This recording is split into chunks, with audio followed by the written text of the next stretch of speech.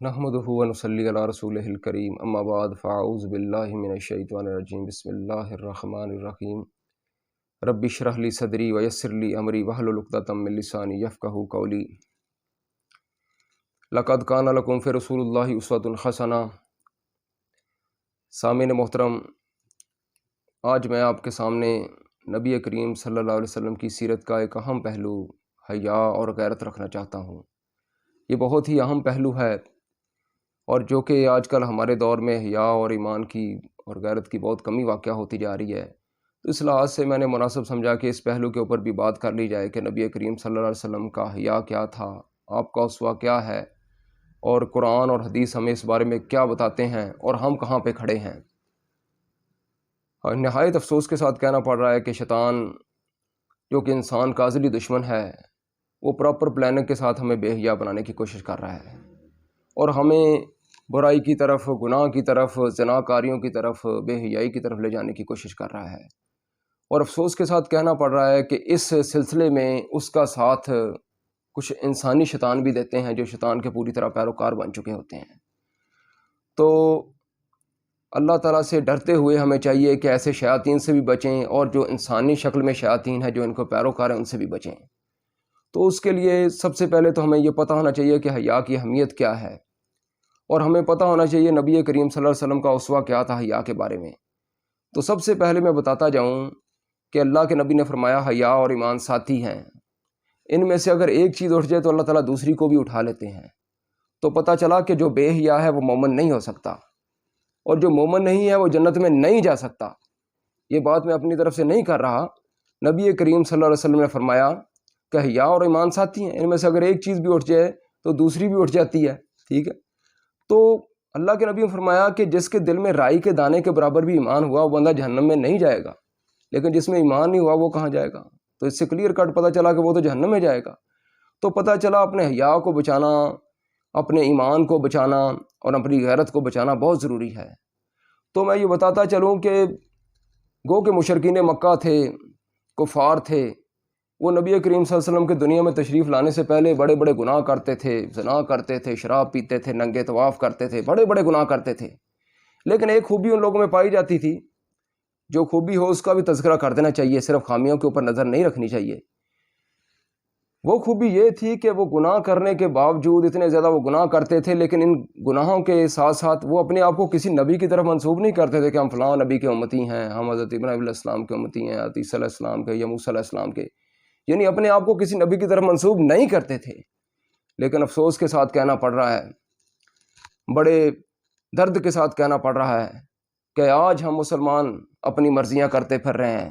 زنا بھی کرتے ہیں، بڑے بڑے گناہ بھی کرتے ہیں، بے حیائیاں بھی کرتے ہیں، ناپ تول میں کمی بیشی بھی کرتے ہیں۔ دنیا کا کون سا ایسا گناہ ہے جو ہم نہیں کرتے؟ لیکن افسوس کے ساتھ کہنا پڑتا ہے اپنے آپ کو منسوب بھی اس نبی کی طرف کرتے ہیں جن کا نام نامی اسم گرامی محمد رسول اللہ صلی اللہ علیہ وسلم ہے۔ آج ہمیں اس بات کا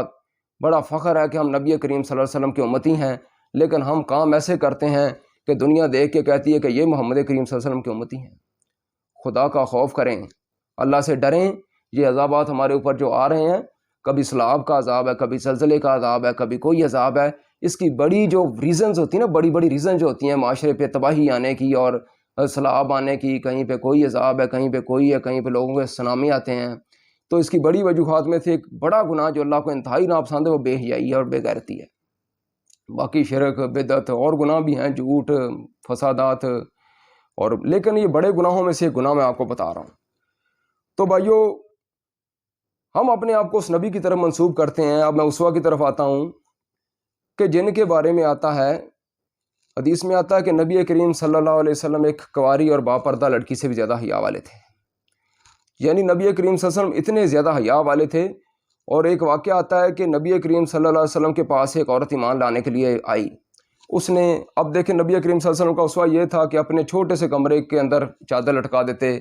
اور چادر لٹکا کے اس کو دو حصوں میں تقسیم کر دیتے، اور کہتے میری بیٹیوں، اپنے باپ سے بھی کوئی مسئلہ پوچھنا تو پردے کے پیچھے سے آ کے پوچھو۔ اب اس عورت نے نبی کریم صلی اللہ علیہ وسلم سے اسلام کے بارے میں پوچھا، سمجھنے کے بعد اس نے سمجھا کہ شاید اسلام قبول کرنے کے لیے ہاتھ پہ ہاتھ رکھنا ضروری ہے۔ اب اس عورت نے جب اپنا ہاتھ پردے میں سے باہر نکالا اس طاہر نبی نے، اس پاک باز نبی نے اپنی آنکھوں کو بند کر لیا، کہا ہے عورت اپنا ہاتھ پیچھے کر لے، محمد کسی غیر محرم عورت کی انگلیاں دیکھنا بھی گوارا نہیں کرتے صلی اللہ علیہ وسلم۔ تو یہ ہے ہمارے نبی کا اسوہ، یہ ہے غیرت، یہ ہے حیا۔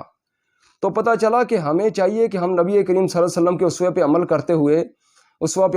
اپنے حیا کو بہتر بنائیں۔ اور اللہ تبارک و تعالیٰ قرآن مجید میں فرماتے ہیں کہ جو لوگ چاہتے ہیں مسلمانوں میں بے حیائی پھیل جائے، ان کے لیے دنیا اور آخرت میں دردناک عذاب ہیں۔ آپ دیکھیں، نہ اللہ کے نبی کی بات غلط ہو سکتی ہے، نہ اللہ کا قرآن غلط ہو سکتا ہے۔ اب ہم دیکھیں، اپنے ذرا گریبان کو جھانکیں اور دیکھیں کہ ہم کون سا ایسا کام ہے جو نہیں کر رہے۔ بالخصوص بے حیائی ہمارے گھروں میں پھیلتی جا رہی ہے، اور سوشل میڈیا کے تھرو اور جناب نیٹ پیکجز کے تھرو، اور یہ جناب آشنائیاں ہوتی ہیں پوشیدہ، یہ ہمیں تباہی کی طرف لے کے جا رہی ہیں۔ وہ بھائی زنا کو کیوں عام کرتے ہو؟ نکاح کو عام کرو، نکاح کو آسان بناؤ۔ نبی کریم صلی اللہ علیہ وسلم فرمایا کہ بہترین حق مہر وہ ہے جو آسان حق مہر ہو۔ تو ان چیزوں کو پروموٹ کرو جس سے معاشرے میں بہتری آئے، جس سے معاشرے میں برائی ختم ہو، اللہ کی رحمت ہو، برکت ہو۔ یہ چھپ چھپ کے بے حیائیاں ہوتی ہیں، چھپ چھپ کے گناہ ہوتے ہیں، اور جناب ہمارے بچے موبائل پہ لگے ہوئے ہیں، ہم کوئی نہیں دیکھتے، مانیٹرنگ نہیں کرتے، مطلب کہ راتیں لگ رہی ہیں، دن لگ رہے ہیں، تو لوگ لگے ہوئے ہیں اپنی دنیا میں مست ہیں، نہ پتہ ہے کہ ہم نے مرنا ہے، اللہ کے پاس جانا ہے، جا کے حساب کتاب ہوگا، اللہ تعالیٰ پوچھیں گے۔ ہم اپنا حیا ختم کر رہے ہیں جس کی وجہ سے ہمارا ایمان ختم ہو جائے گا۔ پھر آپ سمجھا کہ جب تمہارا حیا ختم ہو جائے پھر تم جو مرضی کرتے پھرو، وہ پھر تو تمہارا ایمان کے ساتھ کوئی تعلق نہیں رہا ہے جی، پھر تو تم آزاد ہو، پھر تو تم جہنم کی طرف جا رہے ہو ہے جی، پھر جو مرضی کرتے پھرو۔ تو بھائیو، یہ بڑی اہم بات ہے، بہنیں بھائی سب اس بات کو انڈرسٹینڈ کریں کہ یہ دنیا ہے، 4 دن کی زندگی ہے، ٹھیک ہے، والآخرۃ خیر وابقیٰ، آخرت بہتر اور باقی رہنے والی ہے۔ یہ پتہ نہیں کس سٹیج پہ ہماری زندگی ختم ہو جائے گی، سانس نکل جائیں گے، اور پھر ادھر کوئی ایک دن بھی بندہ رکھنا گوارا نہیں کرتا، کہتے ہیں یار لاش ہے، ڈیڈ باڈی، اسے جلدی سے جلدی قبر میں پہنچاؤ۔ تو اس سے پہلے ہم نے اپنے آپ کو مضبوط کرنا ہے، ایمانی لحاظ سے، حیا کے لحاظ سے، غیرت کے لحاظ سے۔ تو آپ کو ایک اور واقعہ سناتا چلوں کہ عدی بن حاتم طائی کا بیٹا تھا، صحابہ کرام کی اس کے ساتھ جھڑپ ہوئی، تو صحابہ کرام غالب آ گئے، وہ دم دبا کے بھاگ گیا، لیکن صحابہ کرام نے ان کے جو وہاں پر لڑتے ہوئے فوجی قیدی بنے ان کو لے آئے، تو ساتھ ان کی بہن بھی تھی۔ اب دیکھیں، وہ عورت ڈری ہوئی تھی کہ دشمن تو بڑا برا سلوک کرتا ہے، عزتیں لوٹتا ہے اور پتہ نہیں کیا کیا کچھ کرتا ہے، جب غالب آ جاتا ہے تو میرا کیا بنے گا۔ وہ بیچاری کانپ رہی تھی، ڈر رہی تھی۔ اب دیکھیں اس طاہر نبی کی طرف، ان کی طرف دیکھیں، کائنات کے امام کی طرف دیکھیں، جناب محمد رسول اللہ صلی اللہ علیہ وسلم کی طرف دیکھیں۔ جب ان کے پاس اس خاتون کو لے جایا گیا تو وہ ڈری ہوئی تھی اور ان کے سر سے کپڑا اترا ہوا تھا، تو نبی کریم صلی اللہ علیہ وسلم نے اپنی وہ چادر جسے قرآن مجید میں اللہ تعالیٰ نے یا ایھا المزمل کہہ کے پکارا، یا ایھا المدثر کہہ کے پکارا، اپنے کندھے سے اتاری اور اس لڑکی کے سر پہ دے دی۔ اور وہ لڑکی بڑی حیران اور بڑی مطلب ششدر رہ گئی کہ یہ دیکھیں کہ دشمن ہیں، اور دشمن تو عزتیں لوٹتے ہیں، بڑے بڑے ظلم کرتے ہیں جب غالب آ جاتے ہیں، تو یہ کیسا دشمن ہے کہ یہ میرے ساتھ بھی اپنی بیٹیوں جیسا، اپنی بہنوں جیسا سلوک کر رہا ہے جی۔ تو نبی کریم صلی اللہ علیہ وسلم نے کہا کہ اس کو ادھر مسجد کے پاس رکھا جائے، کمرے میں ان کا کھانے پینے کا انتظام کیا جائے، اور صحابہ سے کہا کہ ان کو ادھر رکھیں۔ نبی کریم صلی اللہ علیہ وسلم کے ذہن یہ تھا کہ یہ قرآن سنیں، میرا درس سنیں، ہو سکتا ہے کہ ایمان اس کے دل میں داخل ہو جائے اور یہ مسلمان ہو جائے، کیونکہ نبی صلی اللہ علیہ وسلم کی صفات میں ایک صفت یہ تھی کہ حریص علیکم بالمؤمنین رؤوف الرحیم۔ اب یہ حریص علیکم جو تھا نا، حرص، لالچ، جیسے ہمیں دنیا کا لالچ ہے، مال کا، دولت کا، نبی کریم صلی اللہ علیہ وسلم کے اندر یہ دنیا کا لالچ یا مال کا لالچ نہیں تھا۔ ان کے اندر کیا لالچ تھا، کیا طمع تھی کہ یار یہ بھی مسلمان ہو جائے، یا اللہ اس کو بھی مسلمان کر دے، یا اللہ اس کو بھی مسلمان کر دے، یا اللہ اس کو بھی جہنم سے بچا لے، یا اللہ اس کو بھی جہنم سے بچا لے۔ اب دیکھیں اس لڑکی نے جب یہ سارا نبی پاک صلی اللہ علیہ وسلم کا اخلاق دیکھا، آپ وسلم کا برتاؤ دیکھا، آپ وسلم کی غیرت دیکھی، آپ وسلم کا حیا دیکھا، تو وہ جناب کیا ہوا کہ وہ مسلمان ہو گئی۔ اور نبی کریم صلی اللہ علیہ وسلم نے کہا کہ اس کو چھوڑ کے آؤ، واپس چھوڑاؤ، اگر رہنا چاہتی ہے ہمارے پاس رہ لے، اگر جانا چاہتی ہے تو چلی جائے۔ تو صحابہ کرام نے اس کو گھوڑے پہ بٹھایا اور جا کے اس کے بھائی کے پاس لے کے گئے، تو وہ بھاگنے لگا۔ اس نے کہا رک جاؤ میرے بھائی، کہاں جا رہے ہو؟ تم پہلے بھی بھاگ گئے تھے، اب بھی بھاگ رہے ہو۔ تو اس نے کہا پہلے مجھے یہ بتاؤ میری بہن کہ دشمن کے پاس رہ کے تیری عزت محفوظ رہی ہے کہ نہیں رہی؟ کیا تو بچ کے آئی ہے یا اپنی عزت لٹا بیٹھی ہے؟ تو بہن نے جو جواب دیا وہ سونے کے پانی سے لکھنے والا تھا۔ اس نے کہا بھائی تیرے جیسے بغیرت بھائی سے تو بھائی کا نہ ہونا ہی بہتر ہے، اور میں یہ بتاتی جاؤں کہ جو عزت اور جو میں نے اپنا حفظ و امان پایا ہے وہ نبی پاک صلی اللہ علیہ وسلم کے بعد جو میں نے تحفظ پایا ہے وہ کہیں نہیں پایا، کہ انہوں نے میری ایسے حفاظت کی جیسے اپنے ہوتے ہیں، اور جو میں نے عزت وہاں پر پائی وہ اپنے سگے بھائی کے گھر میں بھی نہیں پائی۔ تو نبی کریم صلی اللہ علیہ وسلم نے میرے ساتھ بڑا اچھا سلوک کیا، مجھے اپنے بچیوں کی طرح اپنی بہنوں کی طرح رکھا، تو بھائی میں اسلام لے آئیں۔ عدی بن حاتم یہ سارے واقعہ سن کے اتنا متاثر ہوا کہ وہ بھی مسلمان ہو گیا۔ تو پتہ چلا کہ یہ بڑی امپورٹنٹ چیزیں ہیں، لیکن ہمارے اندر یہ بے حیائی، یہ بے غیرتی بڑھتی جا رہی ہے۔ آج بھی لاہور کے اندر شاہی مسجد کے میناروں سے کان لگا کر سنو، اور دل رکھنے والوں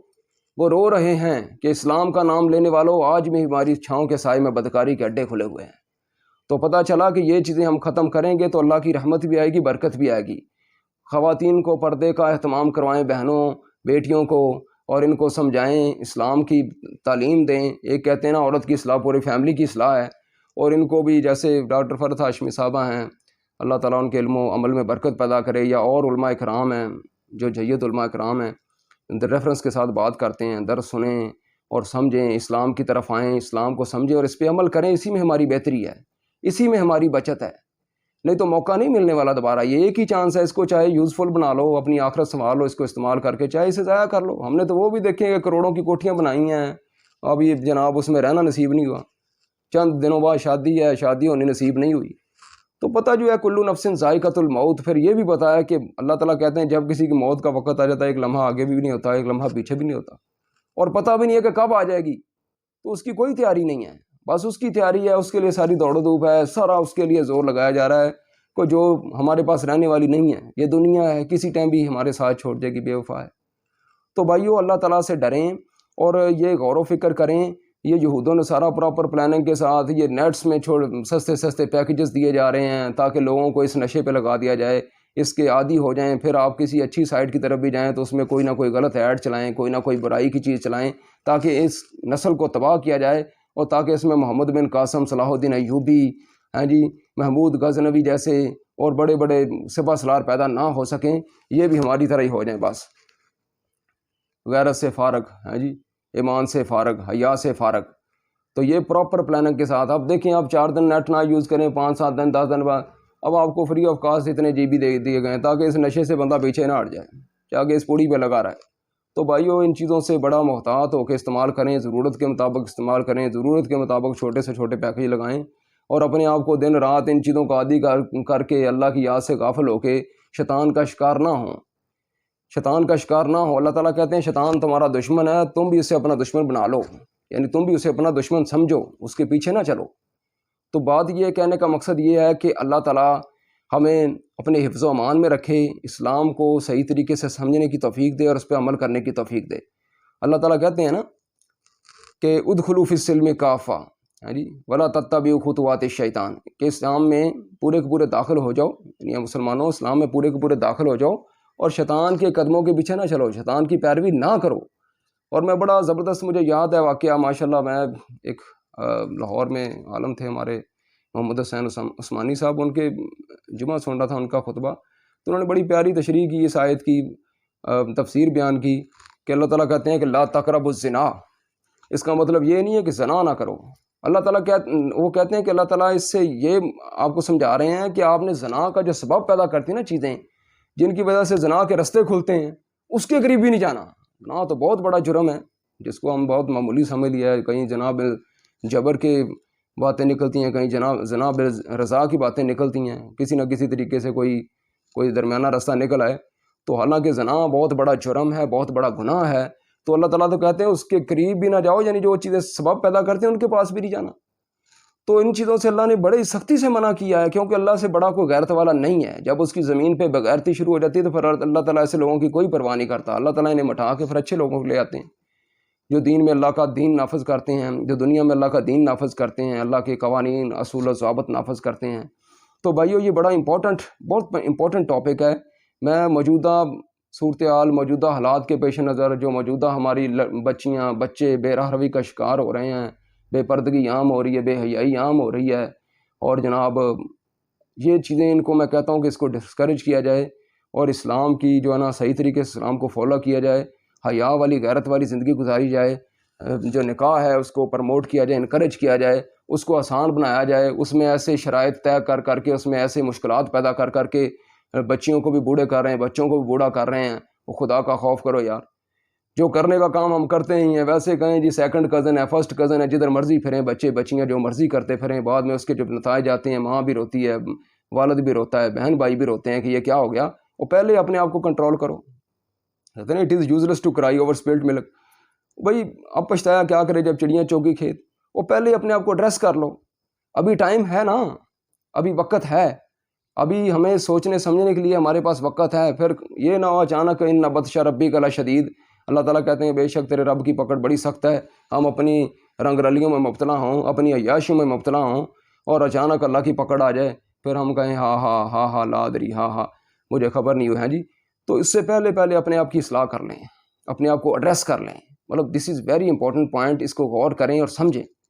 کیونکہ یہ شیطان جو ہے نا، نبی پاک میں شیطان انتہائی ڈیٹ اور کمینہ ہے، تم اپنے متعلق اس سے خبردار رہو۔ یعنی مرتے دم تک اس نے کوشش کرنی ہے ہمیں گمراہ کرنے کی اور ہمیں اپنے ساتھ جہنم میں لے جانے کی۔ ہماری کوشش ہونی چاہیے کہ ہم خود بھی بچیں، اپنے بہن بھائیوں کو بچائیں، اپنے دوستوں کو بچائیں۔ میرا اور آپ کا سب سے بڑا خیر خواہ وہ ہے جو چاہتا ہے کہ ہم جہنم سے بچ کے جنت میں چلے جائیں۔ فمن زحزح عن النار وادخل الجنۃ فقد فاز، یعنی جو جہنم سے بچا لیا گیا، جنت میں داخل کر دیا گیا، تو یقیناً وہ کامیاب ہے۔ اس کو اللہ تعالیٰ نے کامیاب کہا ہے،